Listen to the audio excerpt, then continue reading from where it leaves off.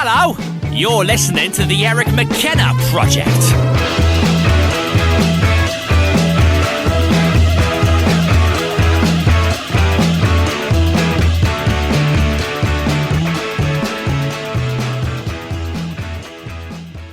Good to see all of you. Same. Thank you, Summer. Good to see you. Pleasure. I'm glad to be with both of you today. Are you really? I am. Wow. It was a perfect. It I'm was like just honored. a perfect Monday, and I got that little text out to you. It was all good. Well, it's good to see you. And I will tell you, I know that she doesn't like me saying this, but when you came on my show last year, before all the crazy pandemic mess, it was astounding that I was looking across the table and there was Nan Cohen. I was like, how did this happen? Like, 4 or 5 months prior. I walked in the door and sat down. 4 or 5 months prior, we weren't even in existence. So The old story, leave the door open. Yeah, You leave the door open. Who knows Never what know. walks in. Here comes Nan. Look who wanders in. But thank you so much.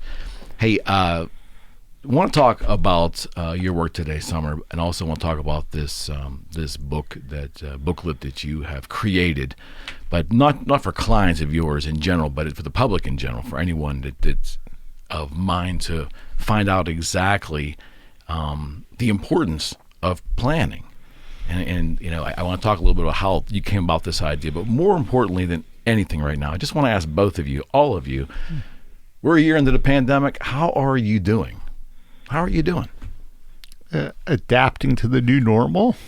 Okay, the new normal. What is that? I'm still trying to figure that out. It changes sometimes hourly, sometimes daily, depending on what the topic is. From school and personal stuff to work, to who you can be with, not be with, having an aging parent, and depending on outside influences that you have no control over, you just need to adapt.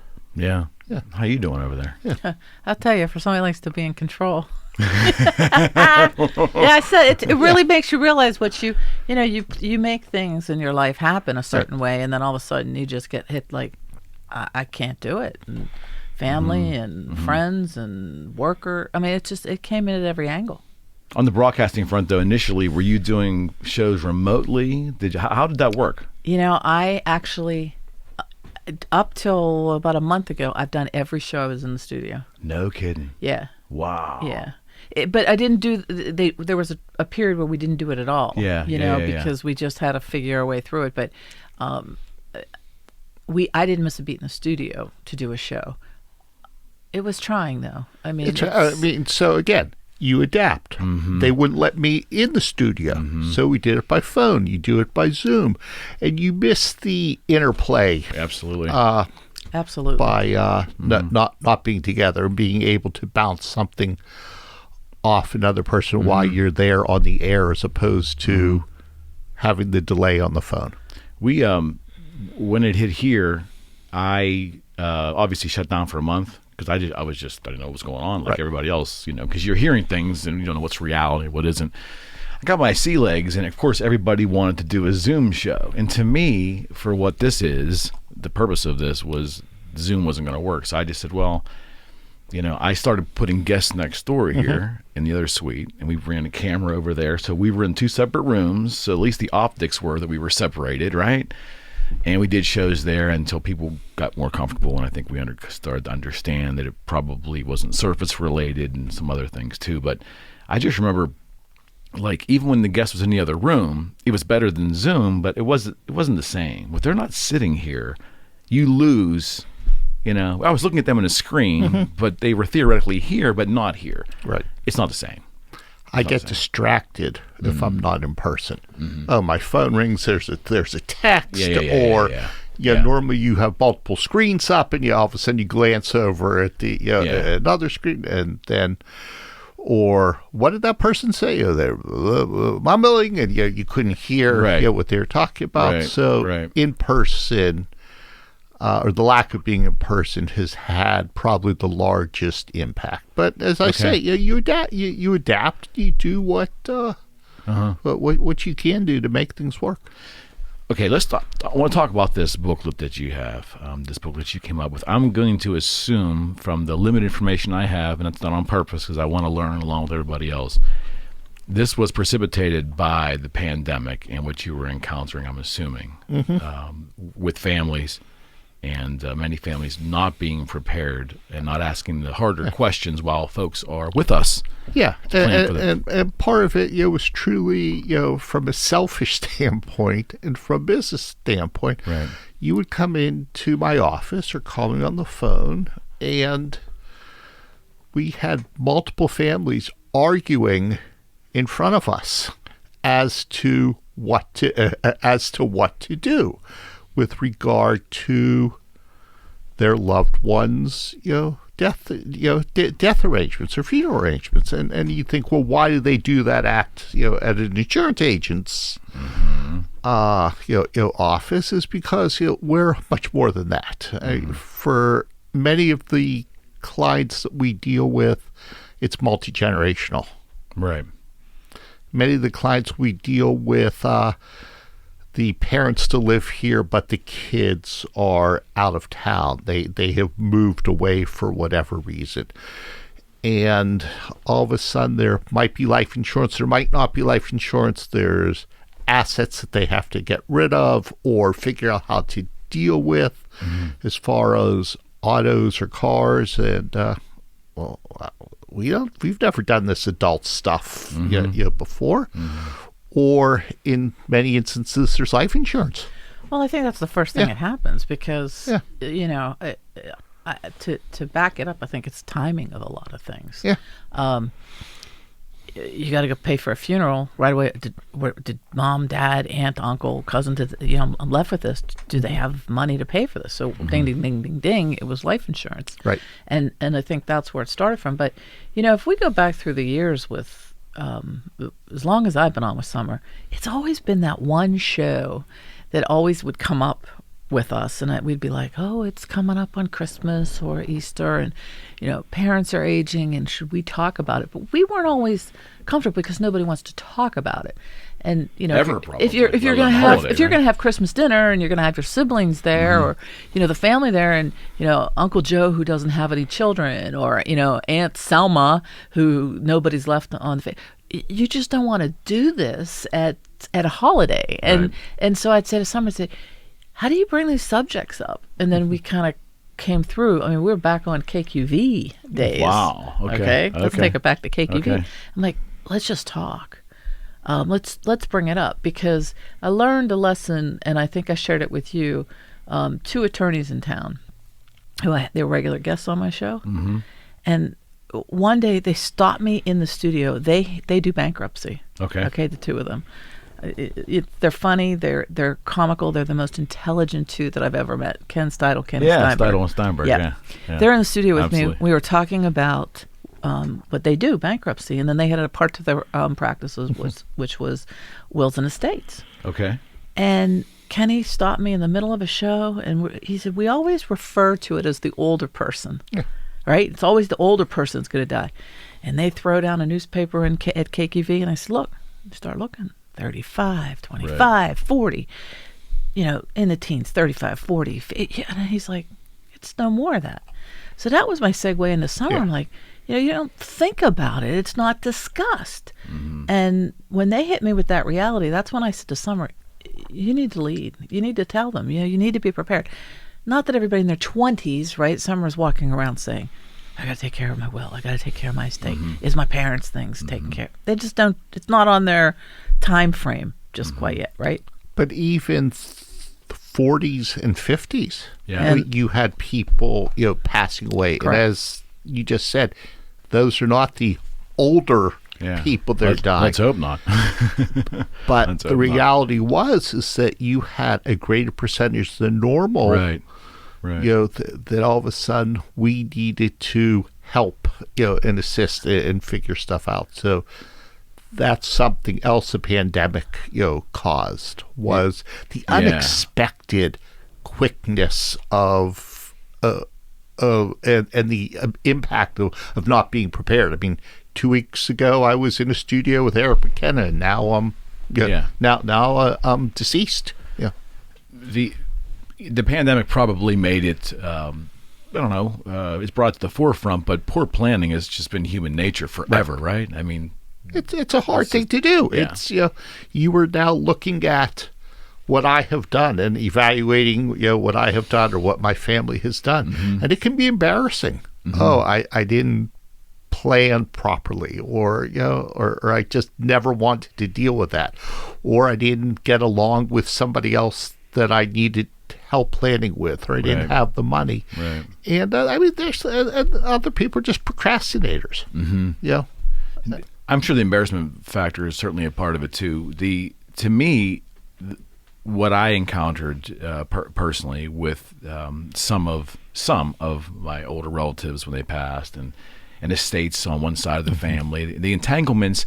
It wasn't that I was angry at my relatives, but it became a point of frustration being left to deal with it, and then left to see small estates destroyed, whether it's taxation, whether it's just mismanagement, but it all comes down to no planning. So the fear of having those tough conversations superseded their cognitive reasoning of making sure that they didn't leave their loved ones a disaster. Our neighbor recently passed away. He was having some issues. He went to the doctor, whose office happened to be in St. Margaret's. Died at the doctor's office. Wow. And, I mean, divorced, no kids, but now someone in his family had to come and deal with this. Right. Yeah. Right. The thing that always puzzled me was, though, the conversation is difficult because the subject matter. But in a way, I always thought, don't you want a direction for how you want your life to be remembered? Because essentially, I would think you would want your legacy to be that you are looked upon fondly by those you leave behind, right? And part of that, I think, is not leaving them a disaster, not leaving a mess that because it's not going to help anybody. Right. And not being prepared is as much or more difficult than leaving somebody with you accrued a lot of debts in your life, and now all of a sudden there's no one to pay for them. Right. That's one story. Right. Or you just died all of a sudden, and what happens to you? Because, like you just said, you accrue a lot of debts. Well, I'll take care of that. I'll get that next bonus, and I'll be able to take care of it. Right. And I think this was it. Like, I surrendered because all of a sudden you went from healthy, going to work, and picking up this virus, and then you're not getting the next bonus. Right. I mean, and the scary thing was, it was taking it's taking young people, it's taking old people. It's all across the board. So you didn't get a chance to say to your kids, hey, I took the second mortgage out, and I was preparing for this, and I wanted to get somebody into college, and boom. Yeah. No more. I mean, lack of closure is something else. Lack of closure. Yeah, that has been very, very significant issue as a result of the pandemic.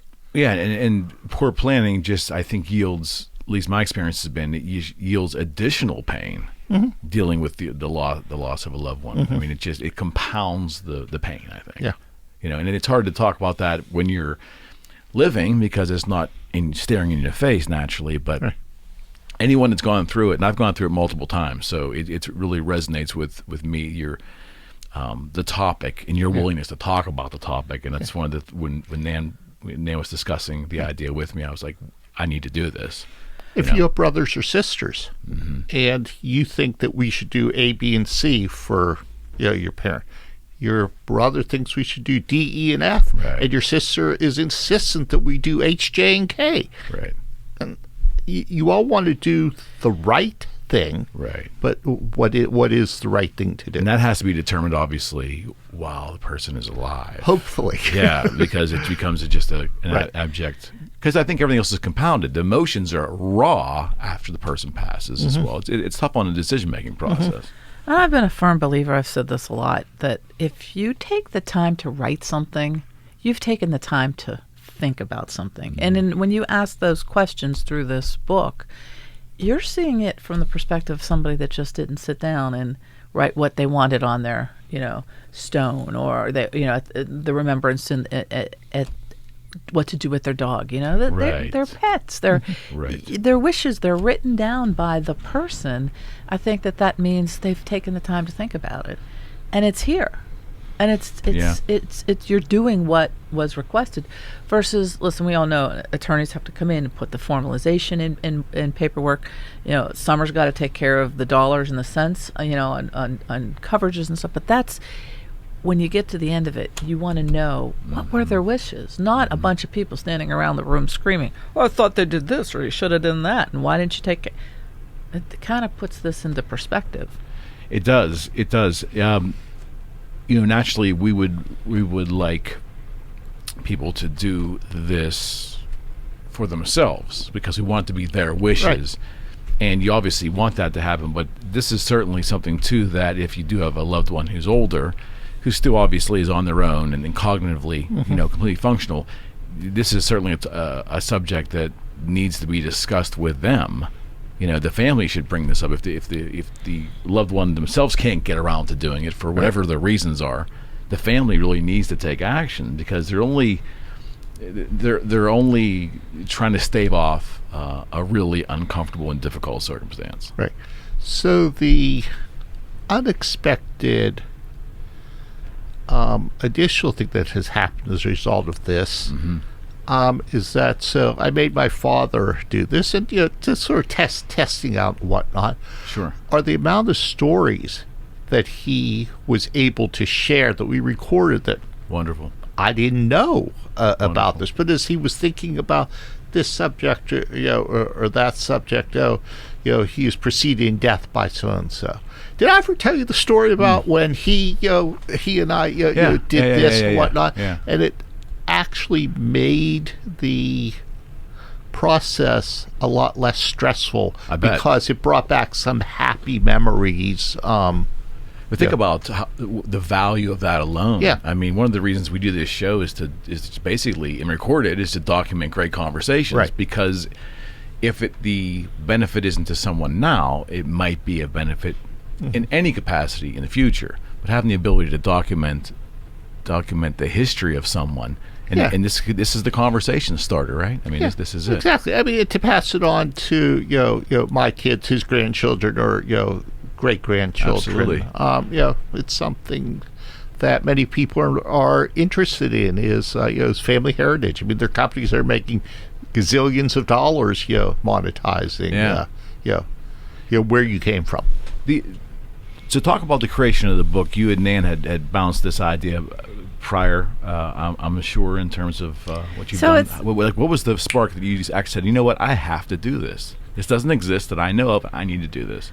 I think it's, when you look, you get to meet a lot of different people, right? A lot of different personalities, a lot of things. Yep. You take somebody like Summer, who had absolutely, another career, was at a point in his life where, he could have decide I'm going to just sail off into the sunset, right? And enjoy myself. Mel and I were going to sail away together. Yeah, he's going to put I'm going to see him do that. But you think about it, he had that opportunity, but he's like that one of those go-go bunnies, and he's like, well, that's not really what I want to do yet. But he looked and he searched, and you came upon this, right? And it was kind of an organic situation. Right. Like, I could do this for a little bit. He puts himself out there. He's, always been active in community things, and that's who he is. So sitting there just going out every day on the sailboat wasn't going to quite cut it, I don't think. Reading a book or putting your feet up. Look, he just shakes his head. I don't think that's something that's very scary about. What would I do every day? Yeah. I mean, you get to that point. He's like, so he moves forward. He pursues this next adventure in his life, and it's funny how it just things unfold for you. Right. And now he's in a situation where he's up front and close with people. a whole different. I mean, every aspect that he has in this business, he's involved in their lives. Whether they buy a house, whether they're having a children, grandchildren, moving, second home. Yep. You start to get to know people, and I think he's a people person. So it kind of happened again the way you wanted it to, and then you the passion just of who he is came into it. Right. It's what you do. It's there's those people that, and I love you. If you can be on a sailboat or hitting a different golf course every day, I love it. I'd like to do that, but I think there's people like us that just constantly want to work. Yeah, you find joy in the work. Joy in the work. Yeah. Absolutely. Well, it's asking questions. I mean, I don't have. You should be 5% should be a podcaster, pal. Right. That's exactly what I love. But it's just asking questions. Did you think about this, or did you consider that, or what's the long-term impact of this decision? And, I don't know. We wanted this. Why don't you think that we do this beyond the fear thing, the embarrassment thing? Is there another component, do you think, why people just don't want to ask themselves those tough questions? It's hard. Yeah. It's a hard thing to do. Yeah. I mean, you pass away. What do you want to be remembered for? Yeah, I'm working on that. I mean, that's all, but that's just how I'm wired. It's in my frame, but I know it's not with a lot of people. I know that. But you're working on it. Is it written down anywhere? Yeah. If you got hit by a car on Fifth Avenue today walking out, is probably not. Well, not in a coherent fashion, probably no. Okay. No. You're very common. You're very, very common. That's the thing. I mean, do you have a Facebook page? Yes. Do you have, whatever. Do you want that stuff out there forever? Does somebody know how to get rid of Eric McKenna's stuff? Yeah, do you want them to get rid of it? Do you want them to keep it? Do you want them to Right. preserve it? Do you want them to That's a good question. keep moving it forward? I've never thought about that. Yeah. Yeah, I think I've never thought about that. Well, that's the essence. That's the essence. Of this. And Talk about some of the other questions in here. well, I'll get that. But just Okay. to get back to your question before to Nan and myself. So when we were redoing our estate, the attorney asked us legal questions about this and that, Right. and Right. About assets and where we want to leave stuff and tax consequences. And Okay. but then we started to realize that there was so much more additional information that she didn't touch upon that was even more important than the financial impact of inheritance tax. Right. Right. So that led to another large section, and then brainstorming with Kate and with Nan and some other people that have done parts of this in similar situations. It sort of morphed into a live document. And this is not something that you do once. I mean, this is something that you need to... It's like living, breathing. to keep up. And every time you have a new child or build a new house or forget your password and that you have to change it, you need to you need to document it. I get it. And there are just people that don't have time to do that or don't want to do that. Their main focus in life is getting up, getting their kids through school, or maybe they're having to teach their kids at school, or they have a job, or they've lost their job, or they're thinking about transitioning, or they're dealing with parents and family. And this isn't something that you're going to do in an hour or two. This is a long process. And when you have Netflix and March Madness and the start of baseball and Easter coming, all right, I'll do that next week. Right. Something always has priority. Always has priority. Yeah. So until it doesn't. until something happens, and then everybody scrambles, right? And then again, the arguments get presented, the decision, well, that wasn't what I knew, but that's what you knew, but I didn't know that. Yeah. Did you know that the things change between, somebody being 80 and 90, and some documents could have changed, or the last... True. Right, and True. and they were dumping True. it on him like, I didn't know that somebody reduced the hey, did you know the expenses went up? Look, Do you think Yeah. that long-term care, putting somebody away, would eat into somebody's Right. inheritance? Right. Yeah. Oh yeah. What do you do? I was married to Jane. Those are uncomfortable conversations too. I was married to Jane, and when Jane and I were married, I had a life insurance policy, and I made Jane the beneficiary. Well, Jane and I got divorced, and now I'm married to Karen. Mm-hmm. Well, guess what? So I die. Well, my life insurance policy says that Jane is the beneficiary, and there's nothing that Karen could do about that. That money is going to Jane. Yeah. Well, that's like, you bring it back to the divorce, right? Wow. Get divorced. They think osmosis happens, right? Well, I got my divorce decree, and that changed everything, all the paperwork. No, and you ask, and you'll say, did you do this? I'll get to it. I'll do it. It just gets put away. Guess what? Yeah. And they forget about it. Yeah. Yeah. What happens? Yeah. Oh, someone will have to deal with it at the end when they're no longer around. Right. Or I had this company that I worked for 10 years. And they had a pension. It was only $10,000 when I left. I just left it there.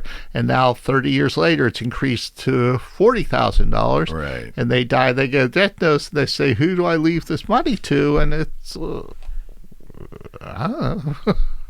Yeah, those are tough. Another thing, too, which is an emotional component beyond the obvious, is that, like, my father was avid in certain things, in hiking and in scouts and things like that. There was a legacy there, and he was involved in certain aspects in certain organizations within those broader context. How he wanted to be remembered, he had taken the time to write out. So we had some framework of how he wanted to be remembered. But which was wonderful. I think a lot of families don't have that. They have assets, or if someone was a car enthusiast and they pass and their favorite green Tornado, if that's even a thing, a Tornado car, where does that go? Right. But he spent every weekend working on that for 35 years. Yeah. It's got to have that has to be some kind of legacy with your family, right? And not having answers for that stuff's heartbreaking, because oftentimes if there isn't, that stuff just gets sold and it's gone. And that's part of that. It's part of the tapestry of that person's life, right?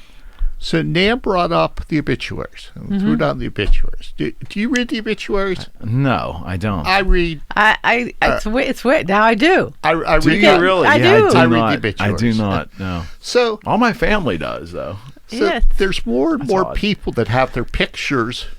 Oh yeah. In the obituaries. Yeah.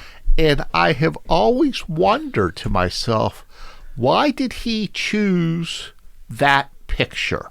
Because all of a sudden, I'm looking, and the first picture, the first obituary that my eyes go to, or if it's somebody young. Right. And then, you read that, Sylvia Jones passed away. She was 94 years old. But there's a picture of Sylvia Jones when she was 11 years old there. Yeah. Or somebody in the military. There's a military photo, that was there, because they were very, very proud that they served on this ship or that ship. And in their mind, for somebody decided that's what they wanted to be remembered for and chose that selection. And I'm weird, but it just intrigues me as to why people do what they do with regard to that. And I would probably guess that a lot of people don't have a photograph chosen, right? I mean, because I've seen some really unflattering photographs. So they actually, my girlfriend, 2 years ago, she actually had her photo taken. I believe it. For her obituary? She did. Yeah. And I thought, I can't believe I'm having this conversation with you. And he knows who I'm talking about. He's looking at me. She had a professional photo shoot. She's like, nobody's going to decide this but me. And this is the photo I want. Yeah. And he and a very well-known Pittsburgh photographer, she scheduled with him. He did it. And she picked her photo. She wrote her own obit, which I get. But she said, I don't want anybody having a photo of them deciding this is what will be. And it's part of... I get it. I get absolutely. It. And it should be that way. And I think it's cool. It's, it's what you want. You don't mind seeing somebody that was older and they put that high school basketball. If that basketball resonated through that person, I get it. I love it. Right. Some of the obituaries you read, aren't they? This is like a weird conversation we're having right now. I didn't think we're going here. For someone who doesn't read obituaries, yeah, I'm fascinated. I'm like, when they talk about their pets, right? Yeah. Sometimes the pets come before children, I can understand that. I can too. But Lily. Yeah, I'm thinking to myself, oh my God, but you have to understand that. It's like, And I how about the obituaries? Okay, how about when they? Oh my God, when they talk about the caretakers and they're so grateful. I mean, the tears starts strolling down your face. Like, these people they're so important in their lives. But again, who knows this except the person? Interesting. That's very interesting. Yeah. Never gave that a second thought. I will tell you that I've had a couple friends pass over the years, and clearly the family was not ready in any capacity, and they were. And in 2 instances, they had a prolonged illness, but you can tell just by the thing they were ready. And I looked at the obituary photographs, and I'm like, wow, no thought was put into that. And then the obituary itself, maybe a small thing in the big picture of life, but really an important thing, I think. It wasn't reflective of who they were. It didn't make any sense. It was like some third grader wrote it, or someone down at the funeral home obligatory had to put something and just wrote it out. There was no thought, care put into anything. That's just a fill in the blank. Pretty much. Yeah, it's clearly a film. You just put it in there. But again, you look at things and you're like, or they put, oftentimes you see a former spouse mentioned in there, I love that stuff because that means they took the time, and there's children, and they absolutely. I think it's very commendable. So you're gonna start reading obits? I think I'm gonna start writing my own. I got a photographer. I got a photographer if you want a photo too. So snap away. But I think it's. Do you see how the conversation? When we go do a radio show, we just don't pop on. We talk about it. Oh, absolutely. And it's the same thing with Summer. And I thought, because personally, I never thought he would be such an integral part of this process. Yeah. And the more he would talk about it, I'm like, you got to tell people this on the air. You have to bring, because you know me, reality, right? Oh, Summer, how many times do I say to you? Of reality. I say to you, Summer, tell them this story, because somebody out there is going to have an ear for it, and they're going to want to hear, that could be me, or I don't want that to be me. Either way. And as I said, from a selfish reason, it's very uncomfortable to have somebody else sit in front of you having these discussions. Mm-hmm. One, I have other work to do. Right. I don't want to sound not caring. But two, you need to figure this out, for yourselves. I can guide, but I can't make the final decision for you. Can I ask a personal question? Sure. Tell Eric about your dad. How old's your dad? My dad's 90. He'll be 97. We talk about him on the radio all the time. Yeah. Wow. God bless him. And this piece really came into play at that time with your dad too, because it's reflective of I want to say ages and stages, right? Yeah. I mean, he. Did you make that up? That's my line. That's pretty good. Yeah, I love ages and stages. I mean, at that age, as you could imagine, you have different health issues pop up, and stuff that he had planned for when he was 70, 80, 85, 90. I mean, mentally he is as sharp as can be. Right. He has some mobility issues, but the man still lives alone. The man drove till he was 95 years old. He still takes care of himself. Mm-hmm. The caregivers that Nan mentioned when we were talking about obituaries, they're nowhere to be seen. But there are other issues that, with anybody that age, you'll come up. And so he himself had to work this. Yeah. That's amazing. That's amazing. So I told Nan, you were sitting here, I was supposed to have surgery, and it got postponed. She said, when's it going to be rescheduled? And I said, well, I don't know. My oldest daughter's having another child. Right. So as soon as my father, found that out, he had money put aside for all his grandchildren, for all his great-grandchildren. Now he needed to find another pot of money in the last 3 weeks because there's going to be another great-grandchild. It's okay. Well, there's his envelope now with a question mark on it because they don't know the baby's name, or anything, or male or female. But it's just part of planning. And, well, so-and-so got money, so-and-so got money. Now you don't have money left over for him. And that's just something, as I said, this is a live document. Yeah. And no question. So it continually changes. I'm also embarrassed to say, I'll go to my daughter, I know who's taking her dogs if something would happen to them. Okay. I don't know who has legal responsibility for her children. But see, that's This is what I do for a living, I but get I it. don't know the answer to that question. I get it.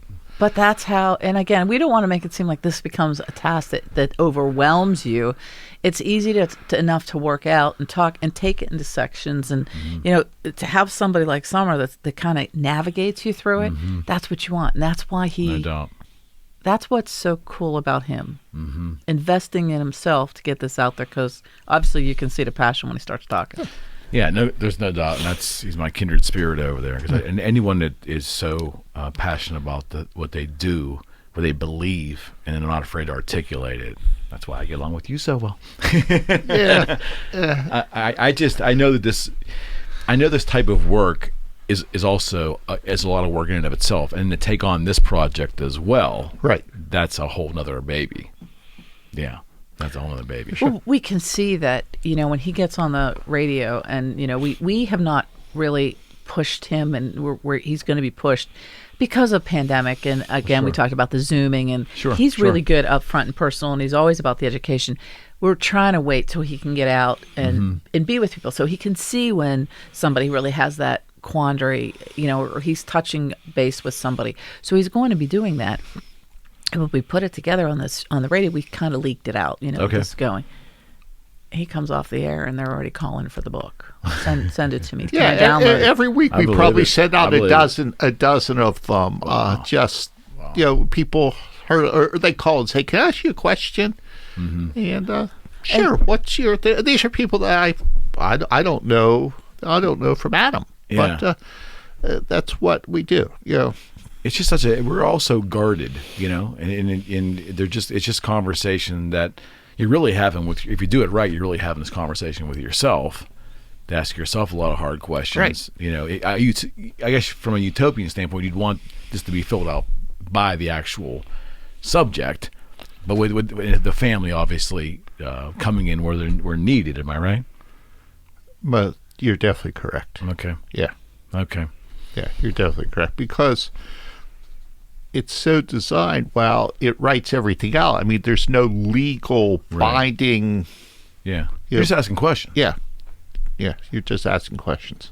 So talk a little bit about what is in here. Give me some examples of the type of questions that are in here. We just go phase by phase, part by part, about you. It's the first time you really get to take care of you. Yeah. You know what I mean? Under no influences of yourself. It's about you. And there's basic, information, your name and your address, and whatnot. And if there's something that you want to say, say to your family, that, hey, I'll see you in the afterlife, I hated you for all these years. Whatever you want to. It's not always a good thing, but it's a real thing. It's the reality, There's some things that you say, put it down. It's like a Seinfeld episode almost. Huh? Yeah. It's like a Seinfeld episode. And that always comes up, doesn't it? What do you mean? Seinfeld always enters into everything, doesn't it? Well, I can only see George Costanza do it, I got a lot of grievances with you, Peter. I celebrate Festivus every year. So. That was Costanza's father. Right. Well, that's I identify George. But but with 1 and 2 people nowadays getting divorced, there's a lot of marriages that are not original marriages, and there's a lot of siblings and relatives that are not, that are not original, and sometimes kids don't know about other kids, or I know, from your first wife, you had 2 kids, but I've never met them. I met them at the wedding, and now they live in California. Right. So the first part of the book is just dealing with who's here, who they are, where they are, about me, how I want to be remembered, what I want to tell you. So, section 1, it's all about the person. and whether they fill it out themselves or whether they fill it out with the help of somebody else. Right. That's it. The second part then, again, gets into a little bit more details. When I pass, I want to be buried where? I want to be cremated. I want my organs left to so and so. I want to have a funeral. I want to have my ashes spread, overseas. And in the short time that I've done this with families, it is amazing to hear where one member of the family wants A and the other member of the family wants B. I want to be buried. No, I want to be cremated. And just went through that. Well, you've never told me about that. Well, certainly I have. You didn't listen. And it's that type of conversation. There's no wrong answer, but it's. But there should be a directive answer, and that's what this booklet's creating. That's what's creating. Yeah. Not that the survivors are going to necessarily follow the directives. Yeah. But True. This is what my wish was. It's a lot harder to go. It would be a lot harder to go against the wishes if they're spelled out this concisely, as opposed to just being conversations being remembered. Right. So let's just put it on the table. Put it on the table. Let's put it on the table, right? That's what we do here. I love this. The contact list. Contact who? Okay. Let's be real. Have you ever been to a funeral and it gets uncomfortable because so and so showed up? But here's the decision. I have to bring this up because this is reality and something that just happened with us, right? Okay. Somebody passed away and oh my God, don't you dare tell this person I don't want him at my funeral. They didn't talk to me in the last this. They did this back then, and guess who comes walking in?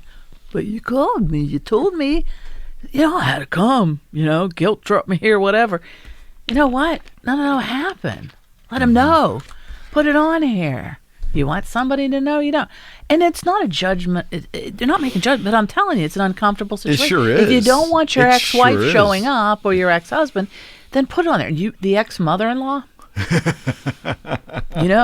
am I right? That's the reality of the situation. Most definitely. And most definitely. There's been arguments. Somebody that had just had a funeral, and somebody's daughter showed up, and it was an unpleasant situation. Terrible. Isn't that terrible? Well, because they knew the daughter. I'll bring it up. I'm just going to say it. Wouldn't wear a mask. Okay. Okay. And it was the wrong situation, and we're going to put it just because wanted to make a statement. Got it. But there were so many other people there that were older, certainly, situations with health. Certainly. Again, put it down. Yeah. Just put it down. I would never have thought about that. That is such what do you mean? a smart thing to do. Whoa, look who's here. That's what they say. Look who's here. Oh, no. Yeah. Am I right? Whenever it's a family member, whenever we've had a death in our family, I'm sure to stand next to my older sister because she knows who everybody. Of course. So instead of look who's there, it's Lynn. Who's that? There's always one. There's always one who can bring it. Yeah. They can bring the information. Yes. Yes. You idiot! It's your cousin from. But I didn't know if Mom or Dad wanted, or Aunt Susie. Oh my God, didn't want that. That is so true. I'm thinking back, funerals, family, and it's what you just described happens every time. Someone walks in and 2/3 of the people in the family are like, "Why are they here?" Right. See, if I didn't bring it up, you wouldn't have known. Not at all. Right. There's no redeeming reason why that person should be here. Dad would have thought this, or Mom would have thought that, or Grandma would have thought this. And right, but then if you have it here, and they really wanted it, then you all understand why it's happening that way. Yeah. So that sort of encompasses part 2 of the book. Okay. Part 3 now, let's go to what some people consider or the meat and potatoes. Is the financial aspect of it. What's going on with your assets? Mm-hmm. You have a house. Mm-hmm. Are you going to leave it to? Are you going to turn everything into cash? I mean, you might have a little knowledge about this just because somebody dies. The house may not sell right away, but there's still utilities that need to be paid. There's taxes that need to be paid. Certainly. From an insurance standpoint, all of a sudden it's a vacant house, your insurance company's not going to cover your house. It's no longer a homeowner's policy. It's a vacant home policy. That's right. So there's the nitty-gritty details about the will and getting it probated, and the taxes that need to be paid, and what to do with life insurance. One thing that Nan brought up, there's many people that will sign a waiver that when the life insurance proceeds come, they'll pay for the funeral, because the funeral parlor will say, okay, we'll attach our bill to that, and they'll get paid off the top. Other assets, we talked about a house, we talked about a car, a dune buggy, a motorcycle. You talked about the classic Gran Torino that he worked on, but those are all assets that we now need to figure out how to dispose of. And you wanted your nephew to have this car that you loved, and your niece took care of you in the last 5 years, and you want her to have the house, and whatever it may be. If it's spelled out, it's a lot easier for the survivors to not have an argument over it, as opposed to Dad told me that. So, which invariably is what everybody says, right? So I'll show you when we're off air, but you talk about pets, right? A friend that had a pet in Chicago, little Pomeranian, was living, at home, but with some, help coming in. He passed away, and the family's pleading on Facebook, what do we do with the Pomeranian? I'm like, okay, that was Pomeranian was the love of his life, right? But I think that, it's not just that. It's, what about the people that leave money to care for pets, right? Do you know that it's a good point. That Brutus and Fifi and, Lily need to go to this veterinarian. The vet records are there. The groomer that can handle so-and-so has to be here. Who tells you that? That's a good point. You think it's always just easy just to pick it up. But when I saw that, with somebody needing the Pomeranian, you got to go to a public forum like that to take this pet. Yeah. How did nobody make a plan? No, it's a good question. It's a good question. It's there. It was up. Thankfully they found it. It's not always just taking it to a shelter, but the dog was going to obviously have a lost its own. Certainly. I just think, how could you not have talked about it? And you're taking it to a public forum like that. Yeah. So I don't know how you get information, but when I have computer issues or technical issues, I just instinctively call my kids. And my kids' response was, did you Google it? There's a YouTube video about this, and they'll send me a link, for this. And that's their way of telling me that... Teach a man to fish. That's their way of telling me, teach a man to fish. So if you Google or try to find a YouTube video on how to take care of this stuff, I've searched a bunch of keywords and a bunch of stuff on the web, and there's nothing that is all-encompassing about this. So again, another reason that we wanted to put something down on paper. Is that because it's just such an uncomfortable discussion topic? Is that it? So ask us about the name of the book, right? It's called Before You Go. Yeah. Doesn't necessarily mean there's a lot of before you go to dinner, before you go meet your family to dinner, before you... pass away. There's a lot before you go. Well, right? Like that title? Yeah. Before you go take that drive to the park, before you hit the golf course. Yeah, there's people that have dealt with... No, there's publications and stuff that has dealt with certain aspects of each of these sections.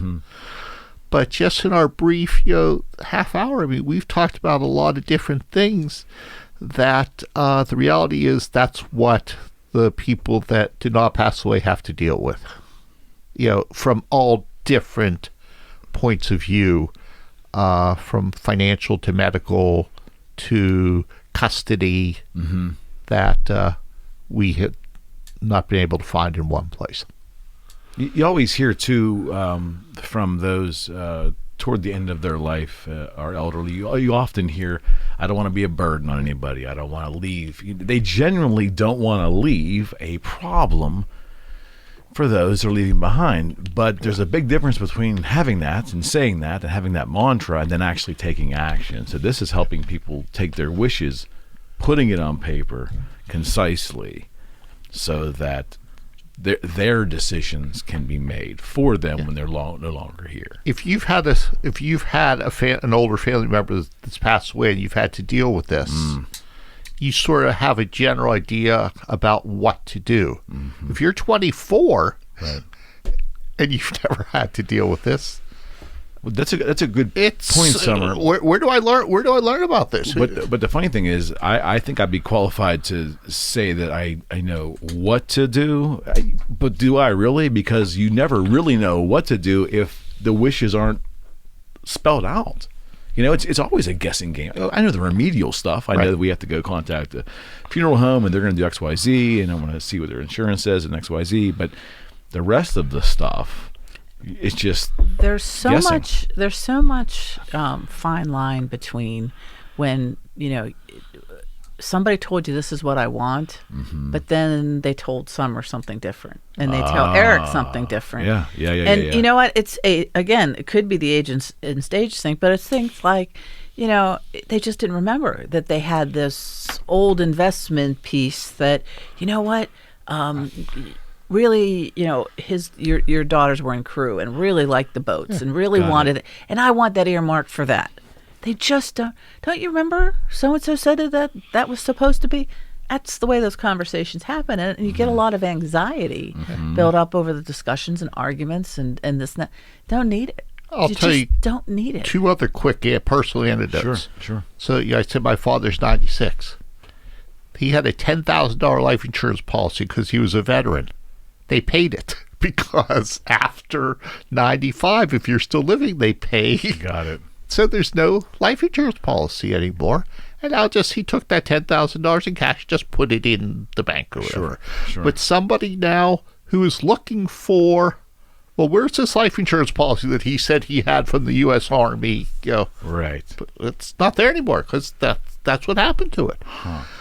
There was a second thing that I was going to tell you. But Summer knows that, right? But maybe his sisters don't. Of course maybe not. You know what I'm saying? Maybe of course not. He knew that. How many other people watching this are going to say, well, "I didn't know that"? Yeah. Maybe that's where it went. But then again, you see, so he knew, and the other ones don't. Doesn't mean that somebody else can't question it, absolutely, or is still searching for it. Right. But it makes a lot more sense. Yep, bingo, bango was cashed out due to being 95. Here's where it is. Done. My parents had living wills. And my mother had a medical directive that says, I do not want to be kept alive by artificial means and, on a breathing machine or be, fed by a tube and whatnot. This was her wish. Mm-hmm. So it got to the point where they said, okay, Mr. Obernauer, what do you want to do? And my father could not tell them to turn it off. Got it. Here it was, right then and there. Here's her beneficiary, the person who designated it. Her designates. Yeah. I can't tell you to kill to end my wife's life. So even if it's written down, it's not always easy to process the instructions in the way that the person wanted it to happen.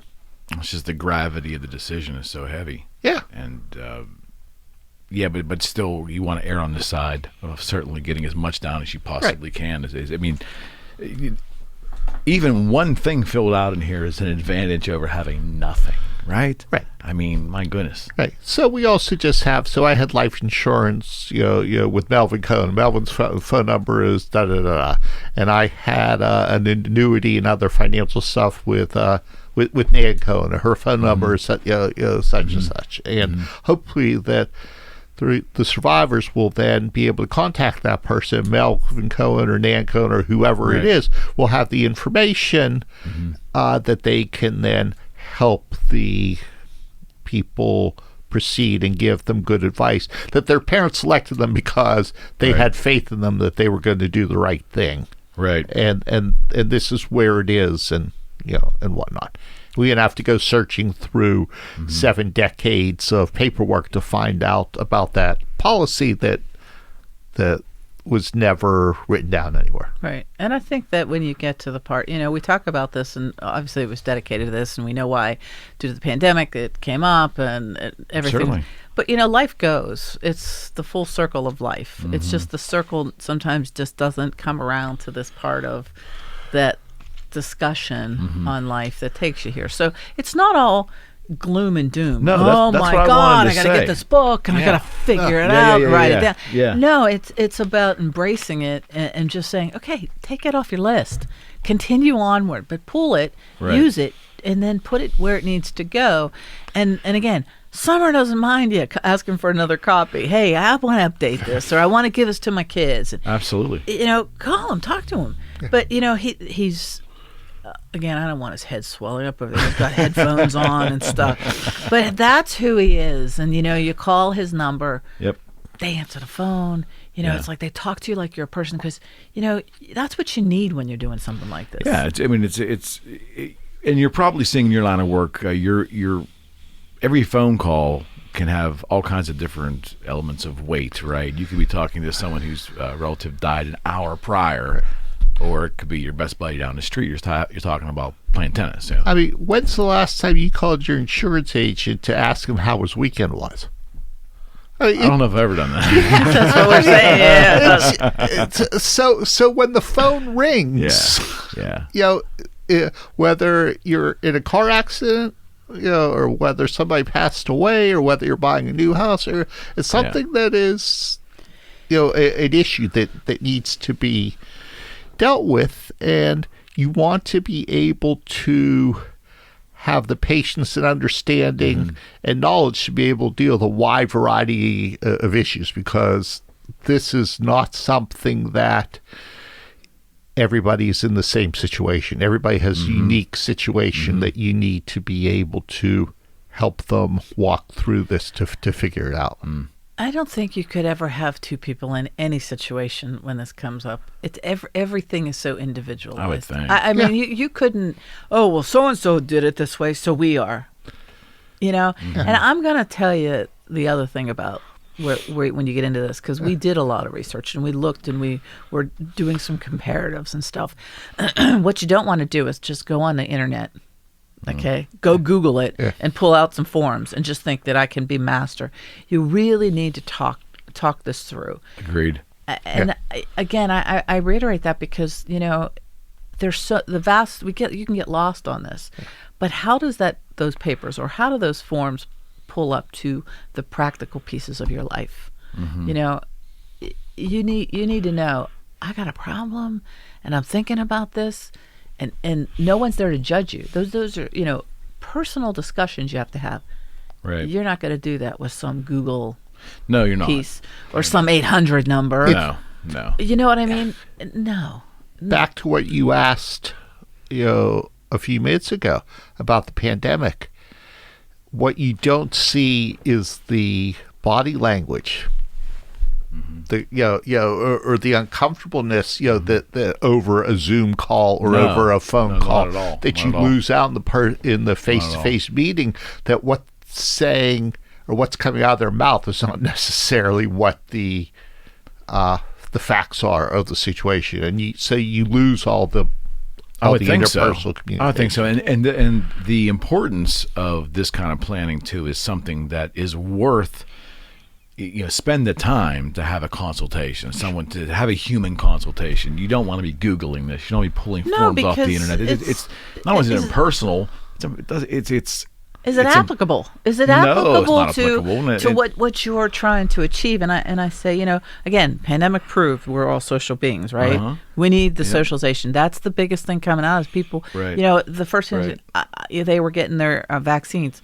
I can hug somebody. Yeah. Life's so simple, isn't it? That's all you want. It's just a hug. Right? And I would think that coming out of this, the hope that I have for humanity is not what I see on the media. The hope that I have for humanity is that we're going to come out of this different people, hopefully a little more introspective, and hopefully, especially when it comes to our family, I would think that we would want to certainly do this kind of preparation, right? We would be more inclined to have these conversations that we might have not have wanted to have prior.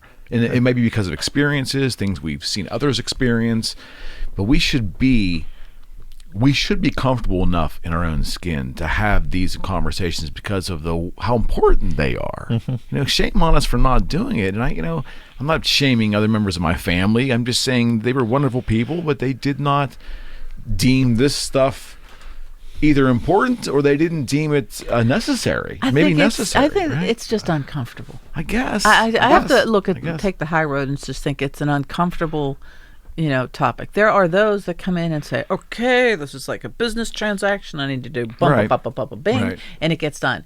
But as we can show, like with Summer's father, it's changes. Evolves. It's what he planted in his 70s or after he retired is a lot different than look, he talks and he can control everything around him, smart as a tack. His life probably looks to him completely different than it did when he was 85. Exactly. It's totally different now. He's lonely.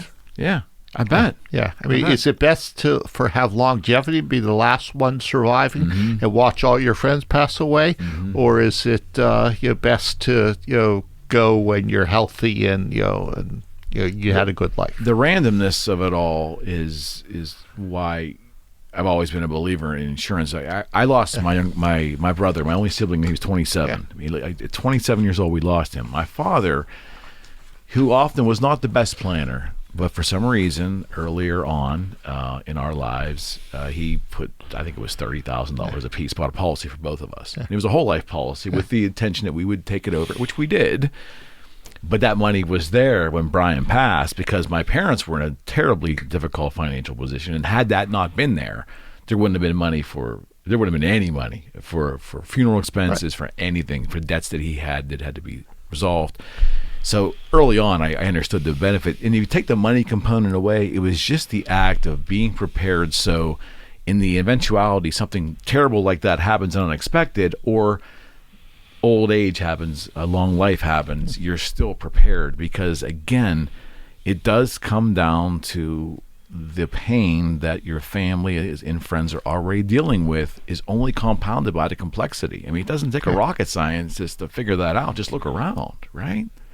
I mean, and didn't it's like we turn back the clock to a year ago.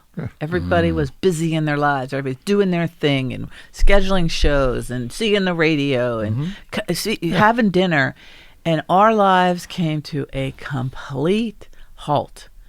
And the downside of it was not only did it stop, the sickness that came, the deaths that came, we could control nothing. No. We were we weren't sheltered in place, right? Yeah.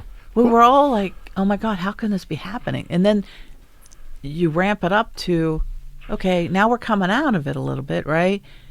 What are we going to do different? What are we going to do? What are the lessons that you learned? Absolutely. We all have to have those takeaway moments. Mm-hmm. And I'm cynical. I think that after we return to whatever the new normalcy is, that a lot of the things that we learned will be forgotten. I give you a part of that. I think this time, when you look at your, I'll never forget things like I came home from Costco, because I go to Costco. Mm-hmm. I put a Lysol wipe across the street. Yeah. She's like, oh my God, you got these, and I'm like, I'll never forget her face. Yeah. Like it was gold giving her a container of wipes. Like, and I'm not going to forget that. Yeah. I'm not going to not. I think that we did learn some lessons to appreciate things and move on. Like I say, maybe I'm just too cynical and too old.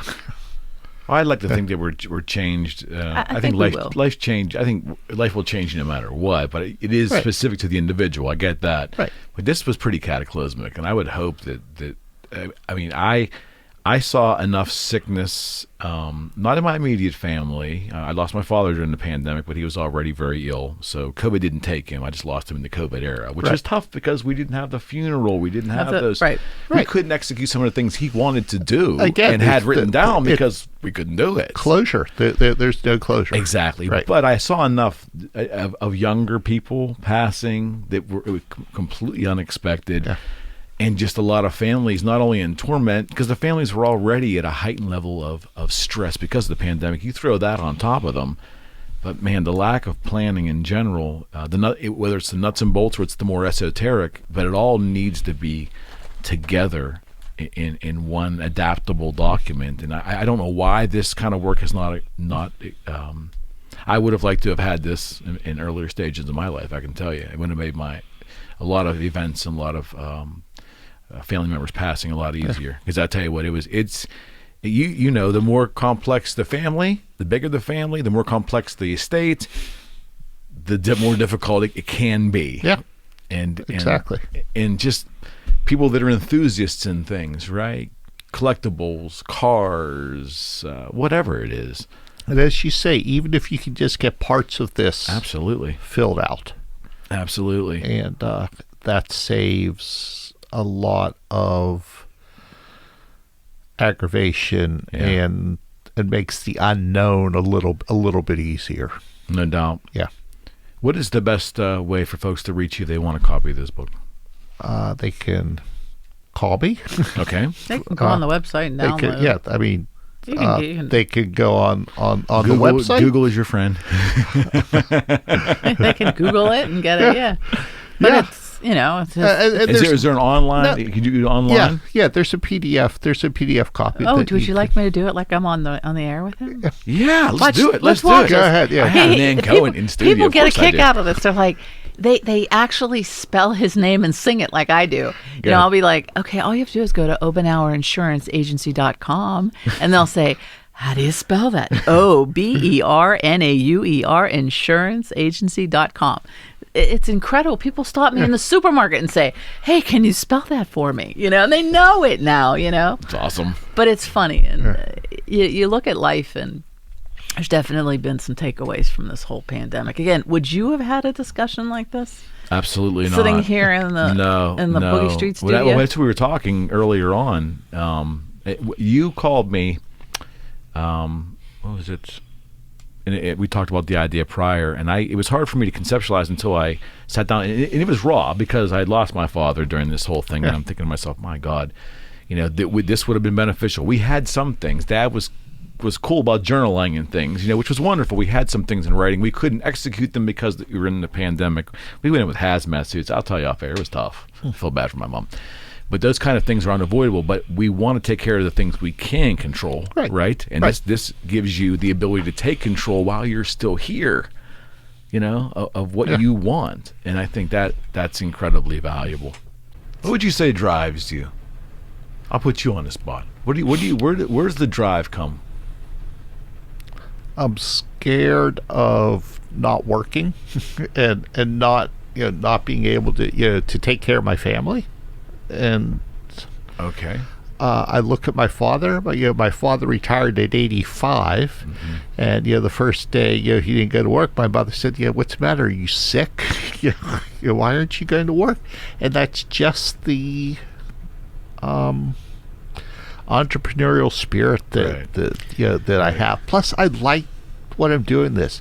In the old businesses that, as I say, Mel and I were Did you tell him what your old business was? Yeah, so I used to be in the wholesale floral supply business and the wholesale gourmet food business. So that's actually how I knew Mel, because they were in the display business. Right. And we were sort of related, and we'd see each other overseas or at shows, and whatnot. But we were always taking care of people, and servicing people and helping people, and that's the same thing here. I mean, I'm educating people, I'm helping people. There's if I sell something, I sell something, but that's not the goal of talking to somebody about this. I do it because I care about this. He cares about the community. He sits on the school board. It's like he's always going, and yet he always finds the way to say, hello, can I help you? I mean, and I think to that point, there are so many other people out there like that, and we are so blessed here in Pittsburgh to have these treasures of people that do this, that we're constantly on the go, and we'll drop rock and roll for people. And, again, he proved it once again, and I think it's why I called you. Yeah, I'm certainly glad that you did, and I think if what I'm hearing from you, Summer, is that it's really about the relationships with you, but more than anything else. Oh, It's the that's juice of it very, all. Yeah, that's very, very I can certainly true. appreciate that. It seems, and I guess Nan, what I was struggling for, I'm hoping that's what we all come out of this with, an idea that the relationships we have in our life, even the ones we haven't had yet with people, we go into them, with humility. We go into them and we really maybe take a look at the way we go into relationships and just different maybe. Now, I hope we find a new kinder coming out of this. Where he says that things will be hit the way he perceives it. I hope that I could still stand in behind somebody and take care of their groceries. Mm-hmm. I never want to see those images of people looking for, food and realizing life turned on a dime. People's jobs, no question, things changed, and we're still sorting it out. Have you are. been out to eat recently?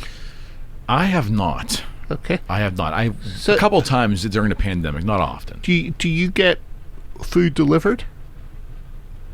No. So once in a while, the family does. So My family does. Yeah, we get takeout or get food delivered. Yeah. We have not ventured too often into restaurants. Agreed. But I Same find with me. myself giving people a higher gratuity. Oh yeah, No question. Than No question. than before, or people standing on the side of the road at a traffic light. Sometimes you're busy doing something else. It's just I'm more sensitive and aware of that, and I hope that's what permeates. I hope that if there is any lasting, it's the human component, it's call it what you want, the relationship component, but ultimately, are we going to come out of this better people than maybe how we went into it? Right. And I have to be optimistic and think we're going to. And if we don't, really shame on us, really. If we don't. Yeah, there's going to be that we're going to see what's just moving on. People didn't miss a heartbeat. Could care less if you got that meal. I mean, they're not going to change the whole wide world. No, right. But I think it's one situation at a time. And if that's where we can make a difference, that's where we're going to go. So we're starting in our community. Yeah.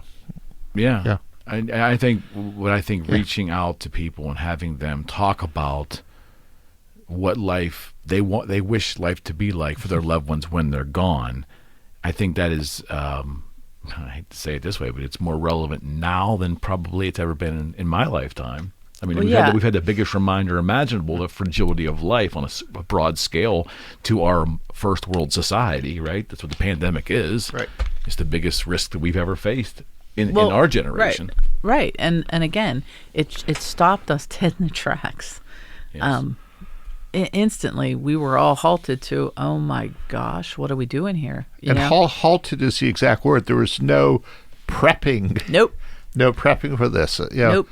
On that one Thursday night, at 11:15, the superintendent called me and said, "We have a problem." I said, well, what's that? I mean, we have some people that think they have COVID in the school. Their kids have come back from college, and they've tested positive. Wow. And this was before the governor said we need to, shut anything down. It's like, oh my goodness! I mean, this is real. What is this thing? Yeah. And well, I want to thank both of you for being here. thank you. Thanks for having us. Thanks for having us. This is The studio's great. thank you. It's a little Hey, by the crazy, way, a little nutty. those little light bulbs over there. You remember me in for those in that book? You want one of those?